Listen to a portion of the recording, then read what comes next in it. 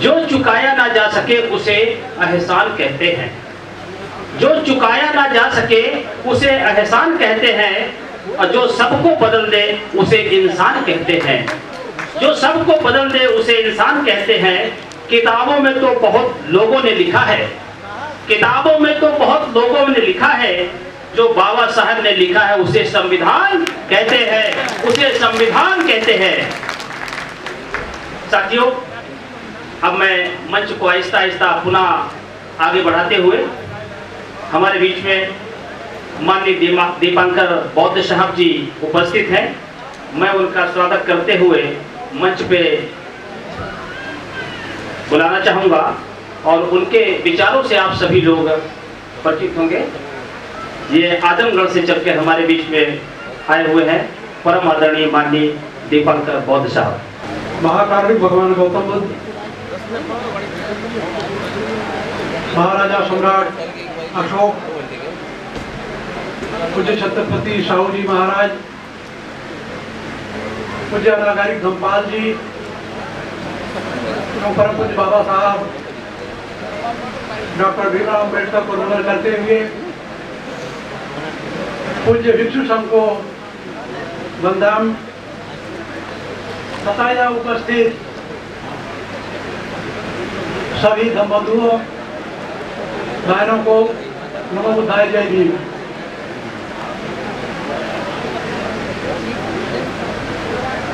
यहाँ पर 5 एजेंडा रखे गए हैं, जिसमें बौद्धों का पथमेला अलग बनाया जाए। उसके लिए मैं जहाँ तक समझता हूँ कि श्रद्धेय सागर बौद्ध जी ने, उनके साथियों ने सुप्रीम कोर्ट में मुकदमा कर रखा है, सरकार से भी मांग कर रखी है, तो हमें पथमेला अलग बनना चाहिए। माता सावित्रीबाई फूले को भारत रत्न मिलना चाहिए। शिक्षा का राष्ट्रीयकरण करके इस देश के सभी बच्चों को समान शिक्षा उपलब्ध कराई जाए और जितने भी संत गुरु बहुजन समाज के हैं पाठ्यक्रमों में उनका उल्लेख किया जाए। इसका मैं समर्थन करता हूँ। पहला जो महाबोधि महाविहार बोध गया मुक्ति आंदोलन का विषय है, उसके लिए आज डॉक्टर अब्बास उलामा जी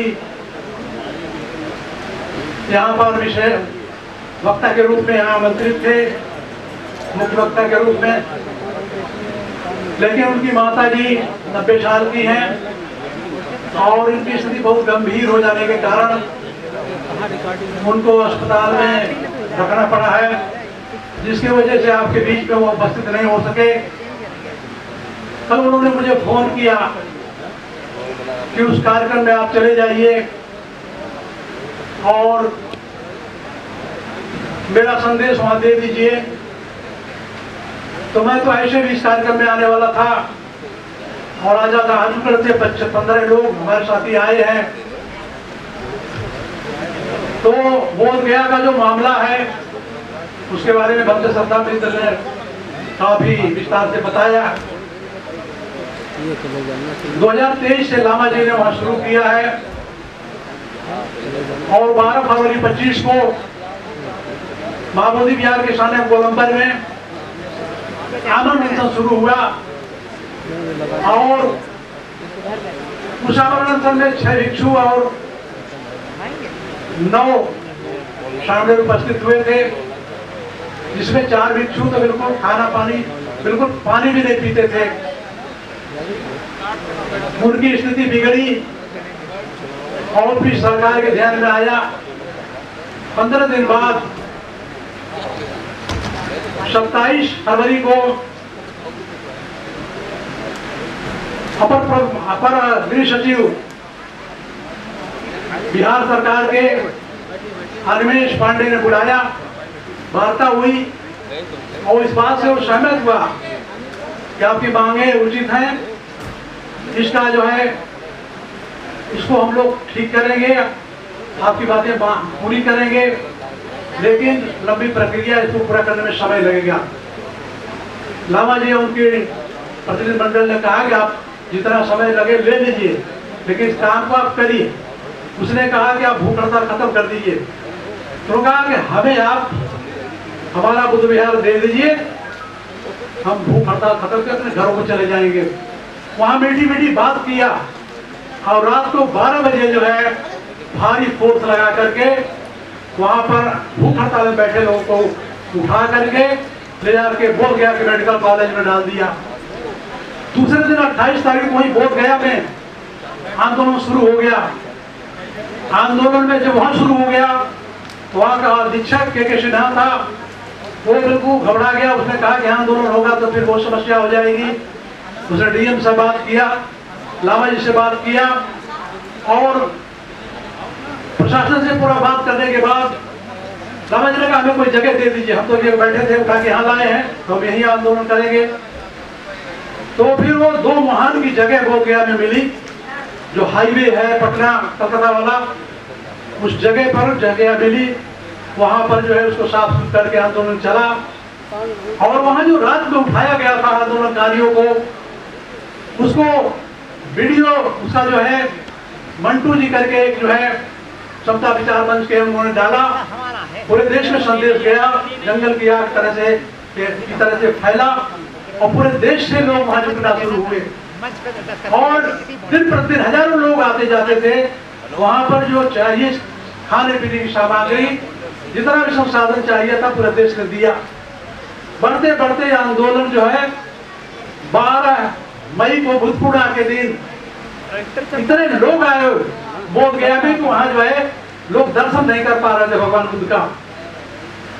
ऐसे में आरएसएस के लोग और कुछ साजिशकर्ता लोग साजिश करके वहां पर विवाद कराए। लुंगेश्वरी में प्राग बोधि पर्वत पर जहां सिद्धार्थ गौतम ने कठोर तपस्या किया था, वहां पर विवाद कराया, मारपीट हुई। और दूसरे दिन जो है बोध गया के प्रांगण में जो है मारपीट हुई। फिर मामला इतना बढ़ा कि हिंदू और बौद्धों का विवाद बढ़ गया। हिंदुओं ने वहां पर जो है वह बंद का आह्वान किया 14 तारीख को, और 15 तारीख की रात में हमारा धरना स्थल से उजाड़ दिया गया। त्यागराजन जिलाधिकारी थे, उन्होंने जो है निगमा बुद्ध विहार में समय जगह दिया कि आप वहां करिए आंदोलन, हम 1 जून से आपको दूसरी जगह देंगे। और इसी बीच में वहां पर जो है नगर पालिका का चुनाव घोषित हो गया, आचार संहिता लग गई, इसलिए कोई जगह नहीं मिल सकी। चुनाव भी हो गया, आचार संहिता खत्म हो गई, फिर भी जगह नहीं मिली। और त्यागराजन जिन्होंने आश्वासन दिया था उनको हटा करके शशांक शुभंकर इस समय जो है वहां जिलाधिकारी रख भेजे गए। वो शशांक वही शशांक था जिसने हमारे वहां बोधि में अंदर जो बोध वृक्ष है उसको कटवा दिया, तहस नहस करवा दिया, जलवा दिया था। उसी नाम का एक पांडे वहां पर जो है आकर के बैठा है। और महाबोधि जो कमेटी है उसका वो अध्यक्ष भी पदेन है, वो बिल्कुल कहीं जगह नहीं दे रहा है। जहां पर वो निगमा बुद्ध विहार में हमारा बुद्ध विहार चल रहा था आंदोलन, प्रशासन ने वहां दबाव दे करके बिजली पानी कटवा दिया। मजबूर होकर के विशुद्धानंद बुद्ध विहार में जो है जो महाराष्ट्र के लोगों का है वहां हमारा आंदोलन गया। और वहां पर वर्षावास हमारे भिक्षुओं ने किया, पूरा बरसात बिताया। इसके बाद जो है फिर बिहार का चुनाव आ गया।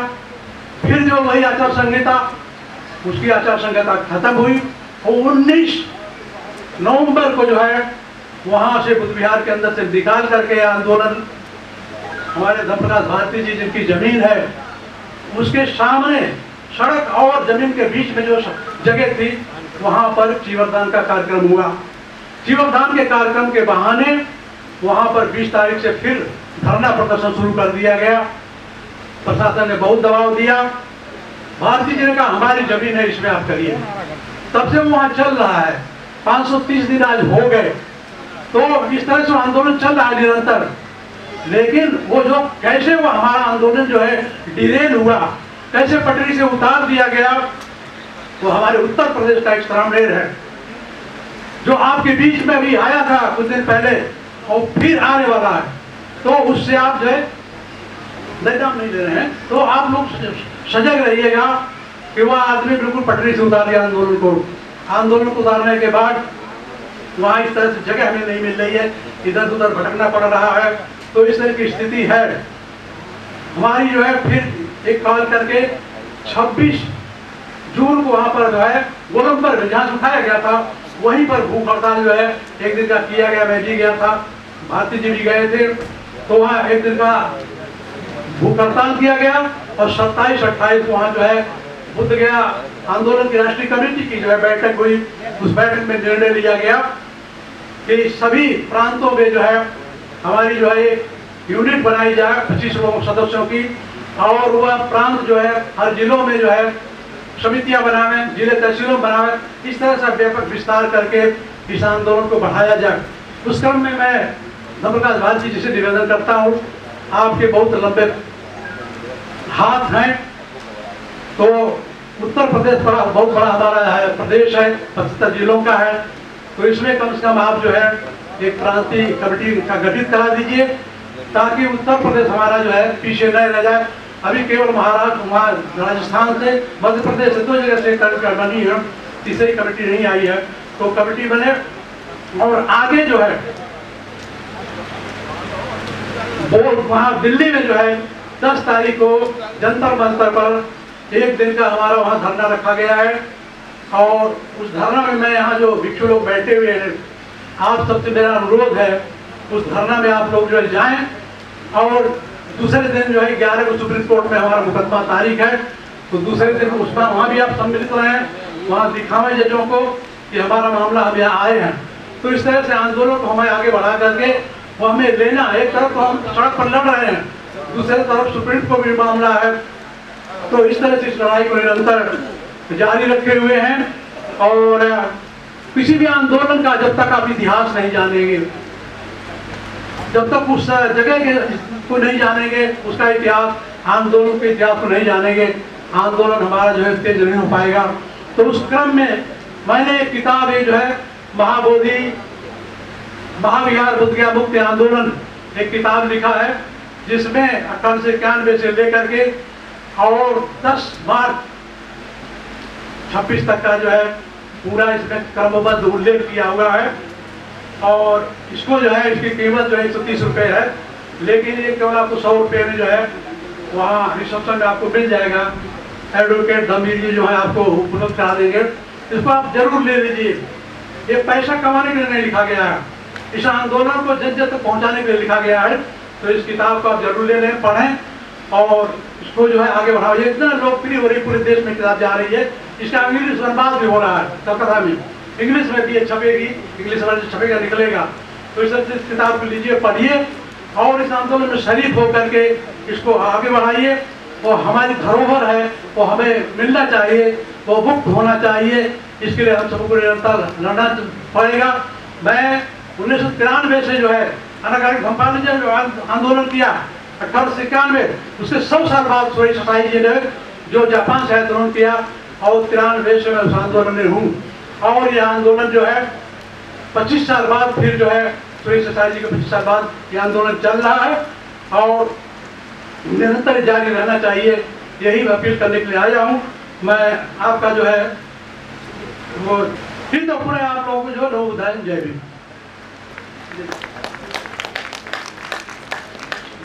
साथियों, अभी आप सुन रहे थे परम आदरणीय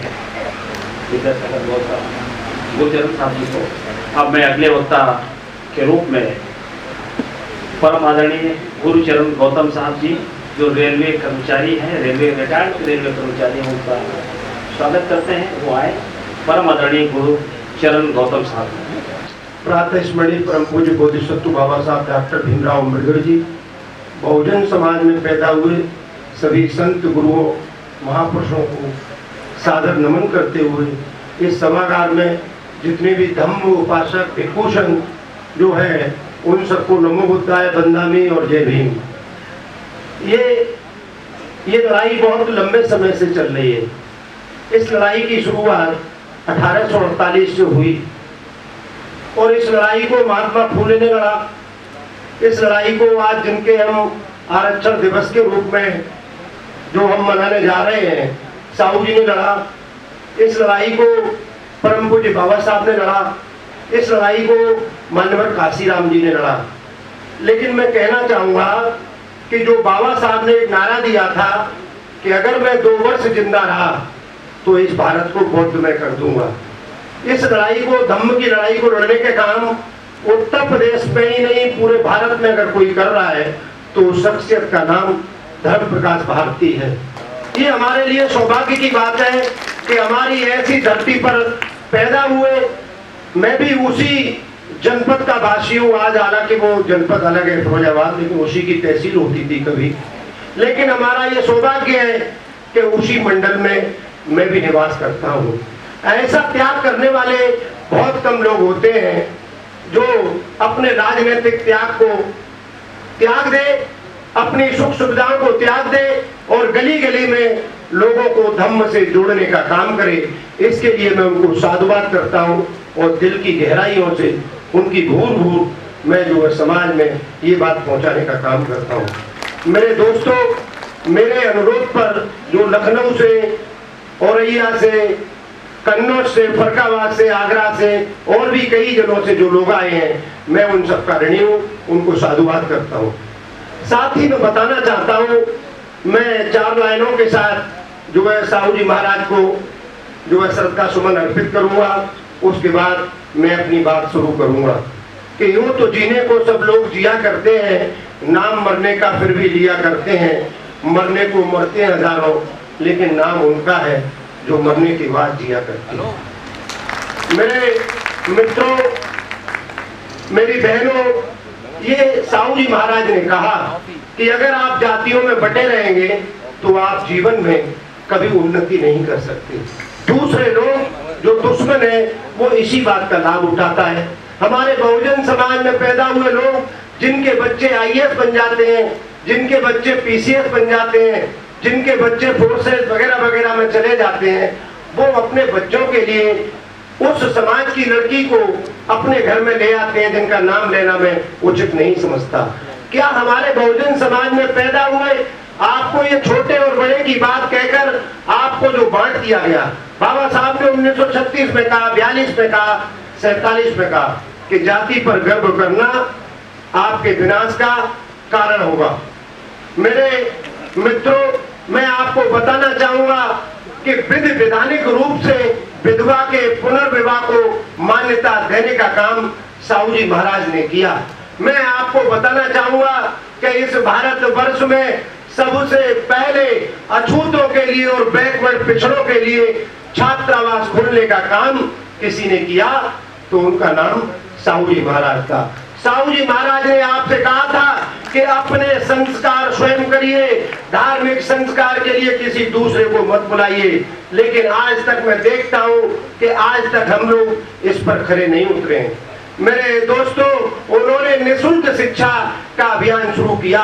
1902 में एक छोटी सी कहानी आपको बताऊंगा कि 1902 में जब साहू जी महाराज विलायत जाने को थे तो एक ब्राह्मण उनका अधिकारी उनके पास आया और शर्माते हुए उनसे बोला कि सर आप बुरा न माने तो मैं आपसे कुछ कहना चाहता था। तो साहू जी महाराज ने कहा बताइए।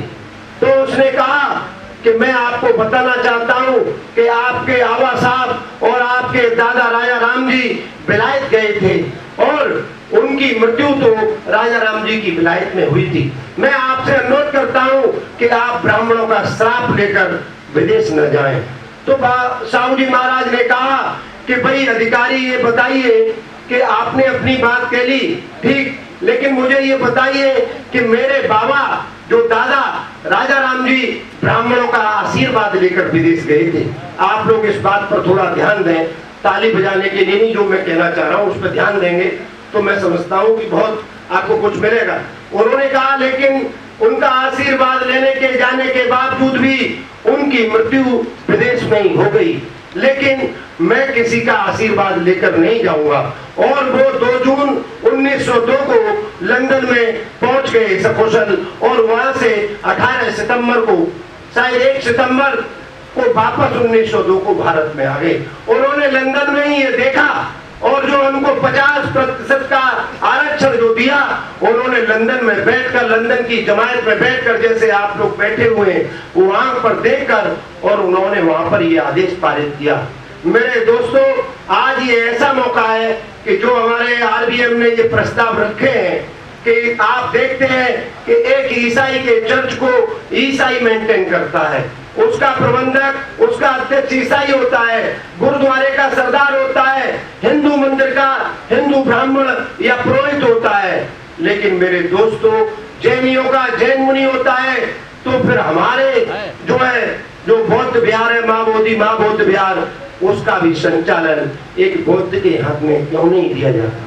इसके लिए हमको सोचना होगा।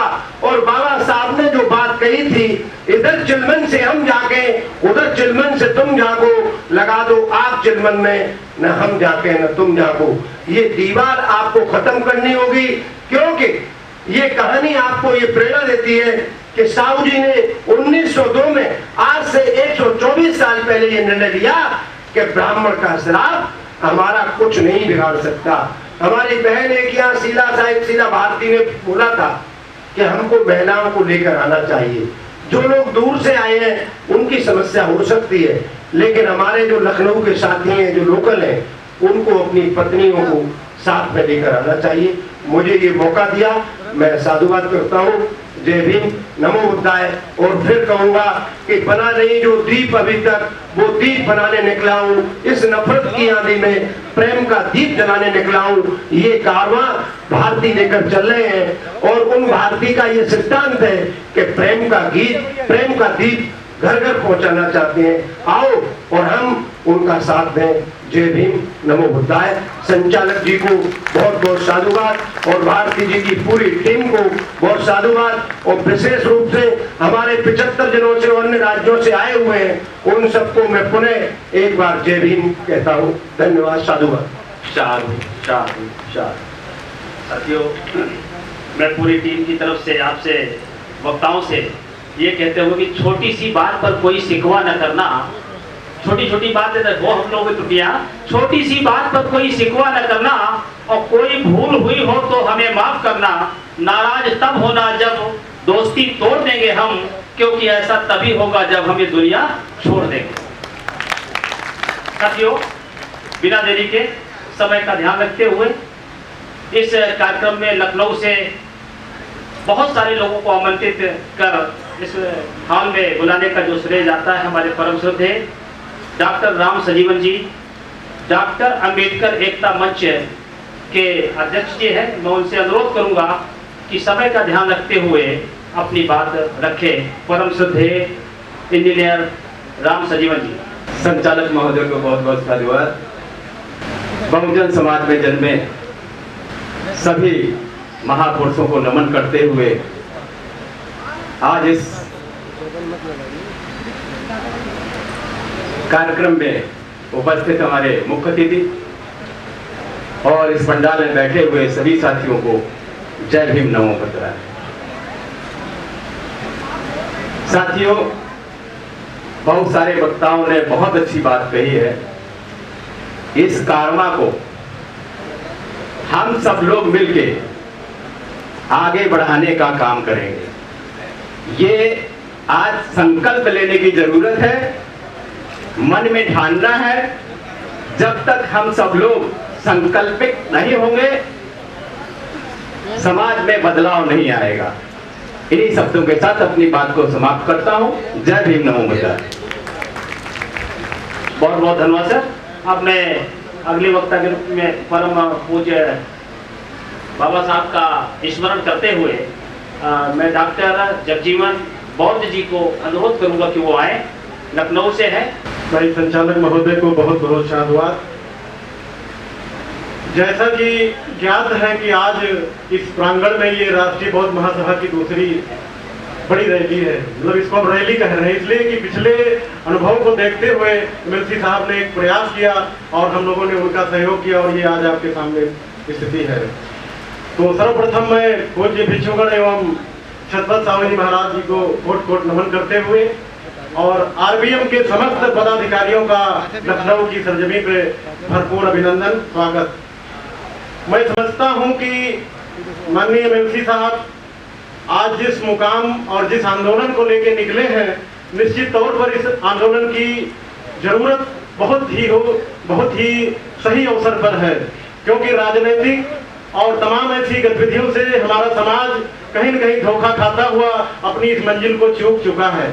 क्योंकि अगर हम अब चूक गए, क्योंकि हमारी जो एकता है वो धम्म के मार्ग से प्रारंभ होती है, तो निश्चित तौर पर हमें इस धम्म मार्ग को अनुसरण करते हुए राष्ट्रीय बौद्ध महासभा को बहुत बड़ी मजबूती के साथ पूरे राष्ट्र का एक आंदोलन बनाना है। इस संकल्प के साथ आज हमें इस रैली को आगे, इस मीटिंग को और इस विचारधारा को आगे बढ़ाना है। क्योंकि आज का विषय छत्रपति साहू जी महाराज के संदर्भ में है।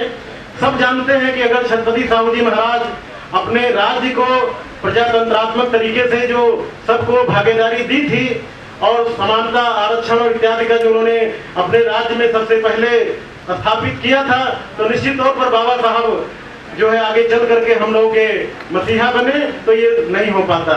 इसलिए मैं सर्वप्रथम ये मानता हूं कि साहू जी महाराज जी का आंदोलन हम लोगों के लिए संजीवनी बूटी के रूप में इस देश में स्थापित हुआ।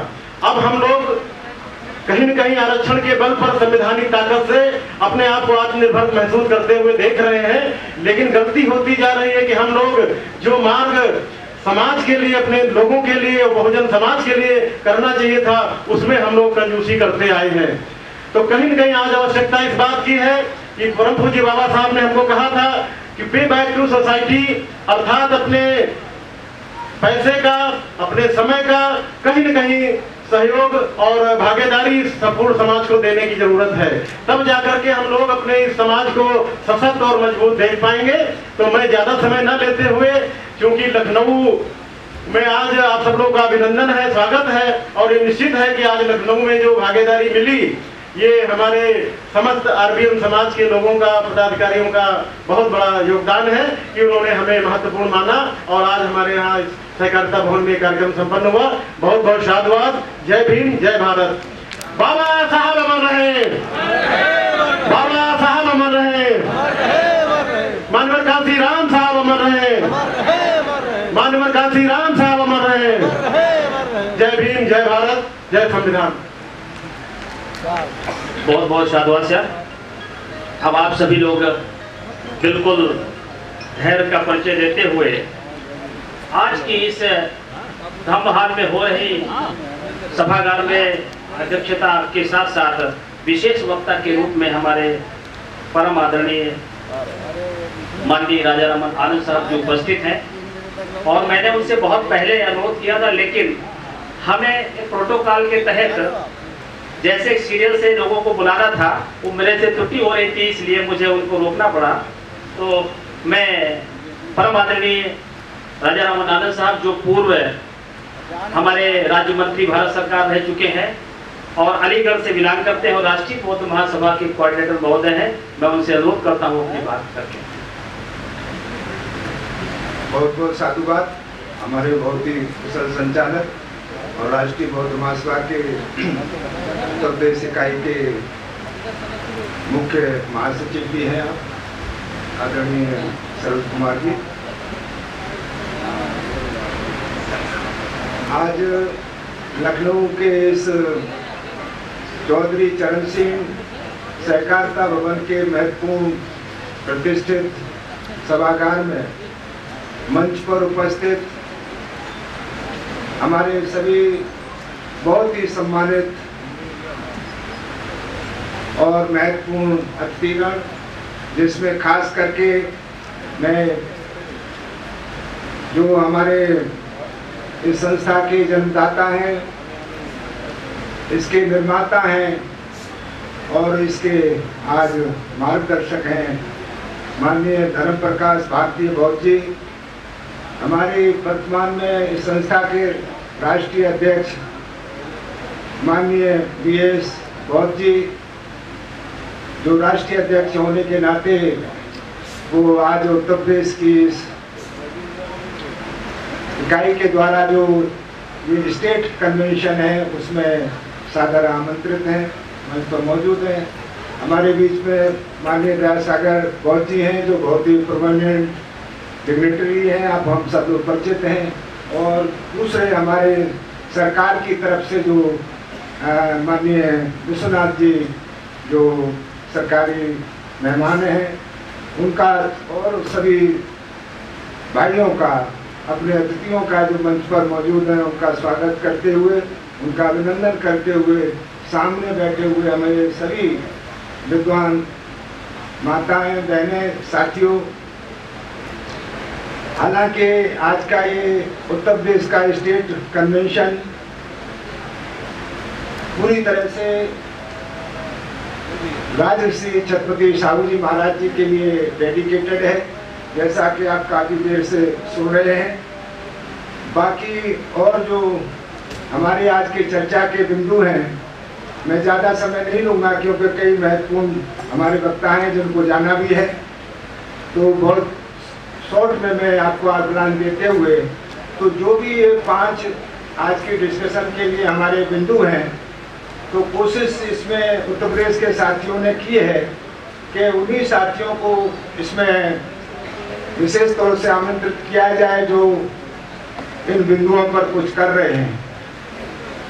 जो इन चर्चा के जो आज के हमारे बिंदु हैं, तो उनको बुलाया गया है, जैसे माननीय दयासागर बौद्ध जी हैं, तो भारतीय बौद्धों का जो पर्सनल लॉ का इशू है और पाली को, हालांकि उन्होंने क्लासिकल लैंग्वेज तो मान लिया है, वो राष्ट्रीय लैंग्वेज में उसको शेड्यूल में लाने के लिए संघर्षरत हैं। अभी मैंने उनके लेटर देखे जो उनके बड़े बड़े हाई लेवल पर उनका, और दूसरे हमारे बीच में महाबोधि महाविहार का जो आंदोलन है, उसका ऑल इंडिया फोरम का जो सेटअप है, उसमें खास तौर से डॉक्टर आकाश लामा जी आमंत्रित थे, लेकिन उनका असंभव हो जाने की वजह से उन्होंने अपने प्रतिनिधि के रूप में माननीय दीपकर साहब को रिपोर्ट किया।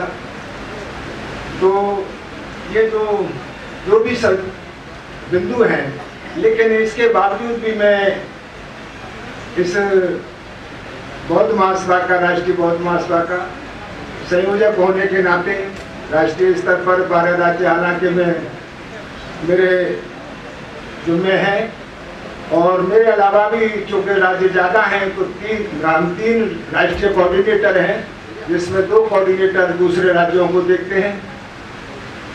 तो राष्ट्रीय बौद्ध महासभा की तरफ से ये कोई भी ऐसा आज का बिंदु नहीं है जिस पर राष्ट्रीय महासभा आंख बंद करके बैठी रही हो, चाहे वो पाली भाषा का राष्ट्रीय भाषा बनाने का मामला हो, चाहे भारतीय बौद्धों के पर्सनल लॉ का मामला हो, और चाहे महाबोधि महाविहार मुक्ति आंदोलन का मामला हो।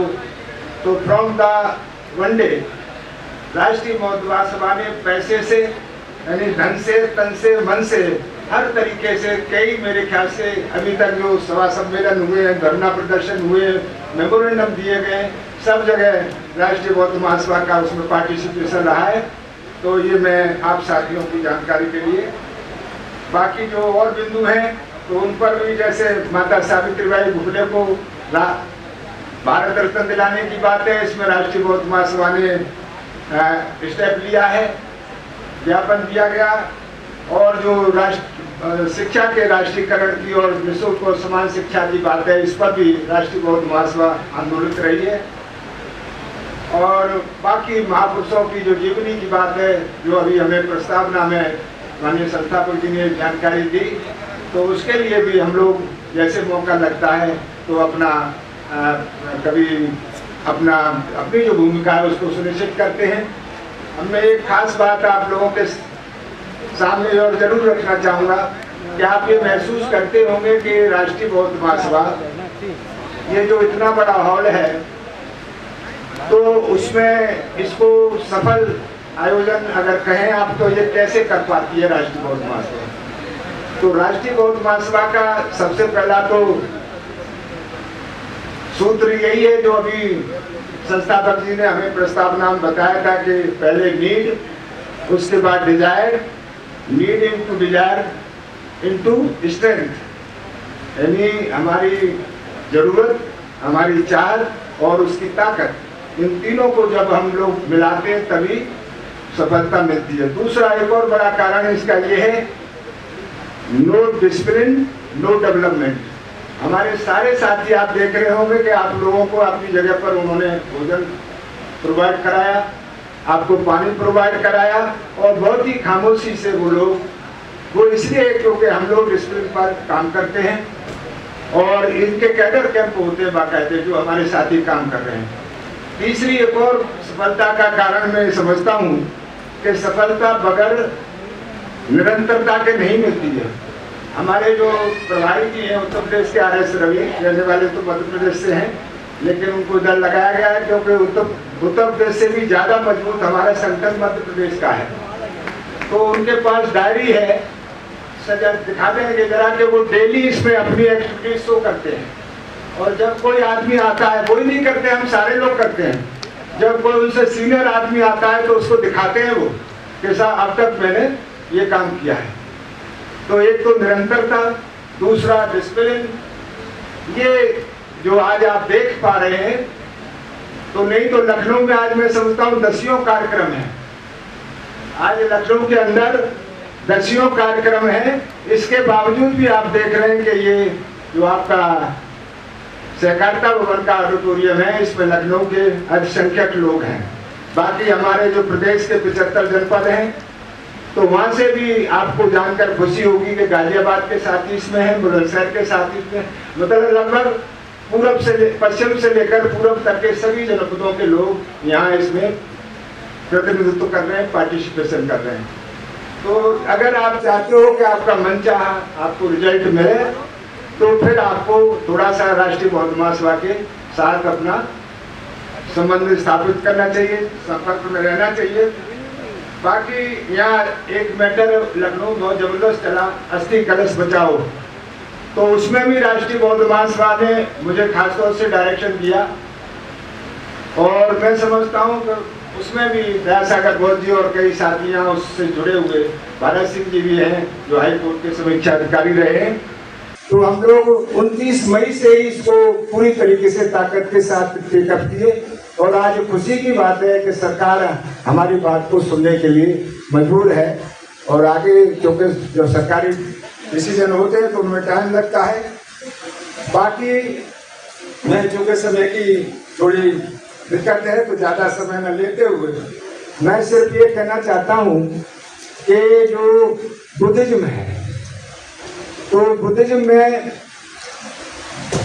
हम लोग 2-3 शाखाएं इसकी अधिकतर सुनते रहते हैं। थेरवाद की जैसे हीनयान है, महायान है, वज्रयान है, तंत्रयान है, लेकिन हम लोग बाबा साहब डॉक्टर अम्बेडकर का जो दिया हुआ बुद्धयान है, तो राष्ट्रीय बौद्ध महासभा असल में उसकी ज़्यादा पैरोकार है। और बाबा साहब डॉक्टर अम्बेडकर का जो बुद्धयान है वो सोशल रिफॉर्मर और प्रैक्टिकल अप्रोच ज़्यादा है।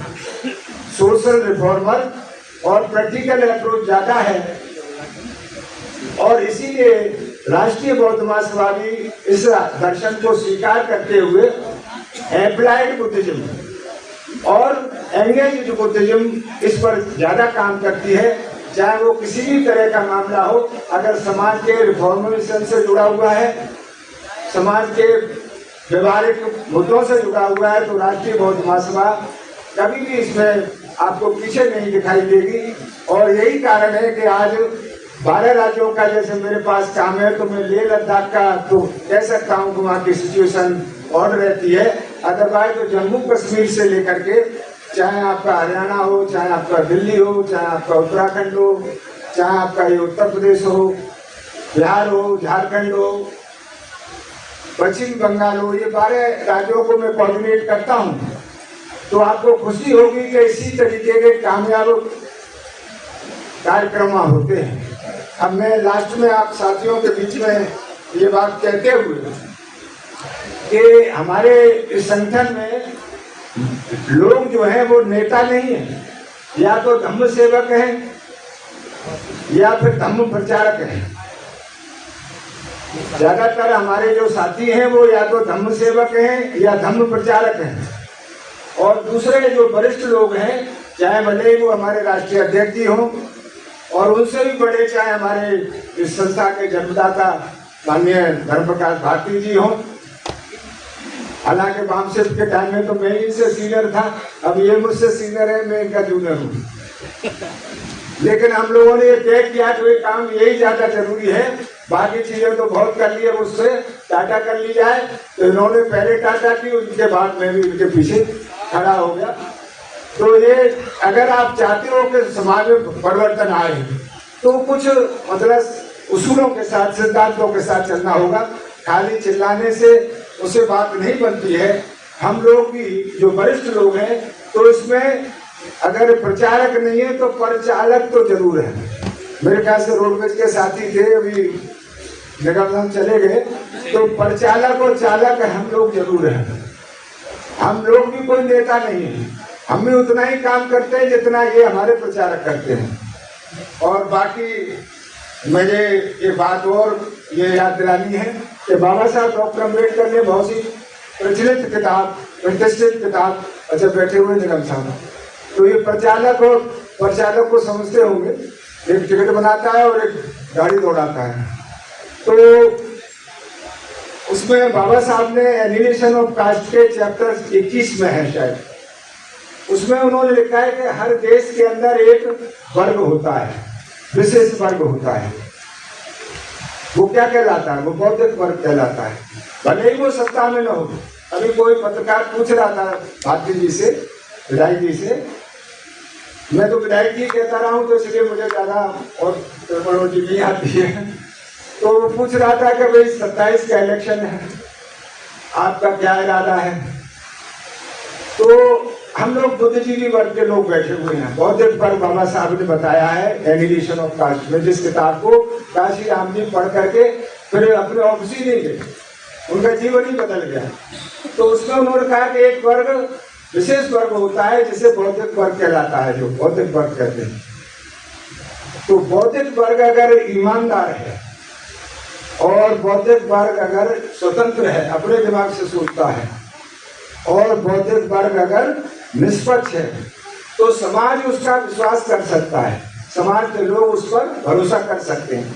अभी गड़बड़ ये है कि बौद्धिक वर्ग तो है लेकिन वो या तो स्वतंत्र नहीं है, वो किसी मतलब बहुत सारे चुनाव चिन्ह हैं, उनमें से कोई न कोई वो छाती से चिपका करके चलता है। और दूसरा निष्पक्ष भी नहीं है, वो कभी कहता है भाई साहब ठीक है, कभी कहता है बहन जी ठीक है, कभी कहते हैं चाचा जी ठीक है, कभी कहते हैं ताऊ जी ठीक है। उन्हें इससे मतलब नहीं कि ठीक क्या है, वो भी निष्पक्ष नहीं है। तो जब बौद्धिक वर्ग निष्पक्ष जिस दिन हो जाएगा बाबा साहब को अगर हम समझें, तो समाज आपका साथ दे जाएगा, क्योंकि हर आदमी को विश्वास दिलाना पड़ता है। आज छत्रपति साहू जी महाराज, राजऋषि छत्रपति साहू जी महाराज के लिए आज का स्टेट कन्वेंशन डेडिकेटेड है। तो मैं याद दिलाता हूं कि छत्रपति साहू जी महाराज 1874 में पैदा हुए। 20 साल बाद 1894 में वो राजा बन गए थे, कोल्हापुर नरेश बन गए थे। तो कितने साल के हुए? 20 साल के।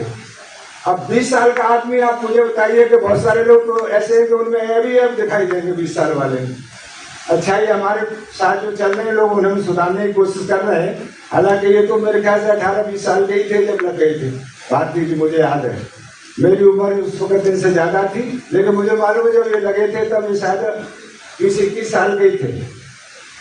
तो 20 साल के छत्रपति साहू जी महाराज ने 4 साल बाद, 8 साल बाद मतलब लोगों को प्रशासन में हिस्सेदारी क्यों दी? क्योंकि वो राजा होते हुए समाज से जुड़े रहे, समाज से जुड़े हुए थे, समाज से कटे नहीं थे। यहाँ तो अगर छोटा मोटा कोई अधिकारी भी बन जाए तो कोई समाज से अलग हो जाता है, वो राजा होते हुए समाज से जुड़े रहे। और दूसरा, उन्होंने देखा कि जातिवाद के कारण इस देश में एक वर्ग पिस रहा है, तो इसलिए उन्होंने विद्यालय खोले, उनके लिए छात्रावास बनाए। और बाकी जो आपको और भी एक आध, लेकिन खास बात मैं याद दिला दूं उनकी समानता का भी। गंगाराम कामले की बात आपने सबको याद होगी कि चाय की दुकान खुद खुलवाई और खुद चाय पीने बताया था अभी संस्थापक जी ने। लेकिन खास बात जो मैं उनके बारे में आज याद करके आया था वो ये थी कि वो बाबा साहब के लिए जैसे बुद्ध के लिए सेनापति थे, ऐसे ही छत्रपति साहू जी महाराज भी बाबा साहब के लिए सेनापति का काम करते हैं। ये राजश्री छत्रपति साहू जी महाराज ने ही गारंटी ली कि भाई लोगों सुनो, अब हमें एक हमारी गुलामी की बेड़ियों को काटने वाला मुक्तिदाता मिल गया है। ये किसने भरोसा दिलाया? राजा ने। ये बहुत बड़ी बात है। या तो अगर मान लो थोड़ा सा मैं नेशनल कोऑर्डिनेटर हो गया हूँ, अगर कोई जिले का हमारा जिला अध्यक्ष नमस्ते करना भूल जाए तो उसी से नक्शा बदल जाता है, उसी से सोचते हैं अरे तो नमस्ते नहीं करता। लेकिन राजा होते हुए भी उन्होंने बाबा साहब को सेनापति होकर के दिखाया। उन्होंने विश्वास दिलाया कि भाई तुम्हारी बेड़िया काटने वाला अम्बेडकर आ गया है, इस पर विश्वास करो, ये हमारा नेतृत्व करेंगे, ये हमारा कल्याण करेंगे। जैसे सेनापति जी ने तथागत बुद्ध के लिए कहा कि इन्हें दुखों को कारण पता चल गया है, संबोधि प्राप्त हो गई है, ये उसका उपाय भी जानते हैं। अगर ये बात सेनापति महापुरुष नहीं कहता तो शायद बाबा साहब को कई साल और उनको तथागत बुद्ध को और कई साल तक गुमनामी में रहना पड़ता। तो मैं ऐसे महापुरुष को आज सर झुका करके उनको नमन करता हूँ। और हम लोग क्योंकि समय मैंने शायद ज़्यादा ले लिया, मैं सामने घड़ी देख करके खड़ा हुआ था, तो मैं एक कविता आपको लास्ट की 2 लाइनें जो कविता कई लोगों ने कही तो 2 ही लाइनें हैं। मुझे तोड़ लेना ये उसकी है शायद पुष्प की अभिलाषा, मुझे तोड़ लेना ये बलमाली, उस पद पर देना तुम फेंक जिस पद पर नए महापुरुषों को शीश झुकाने। मैंने इसको थोड़ा चेंज कर दिया, महापुरुषों को शीश झुकाने जिस पथ जामे वीर अनेक। तो ये इस तरह के हमको अगर थोड़ा बहुत समय है आप लोगों के पास तो इस तरह के काम में लग जाओ, और समय नहीं है तो बाकी तो आपका टाइम पास हो ही रहा है। सभी को नमो बुद्धाय, सभी को जय भीम, जय सभी को जय संविधान। बहुत बहुत साधुवाद।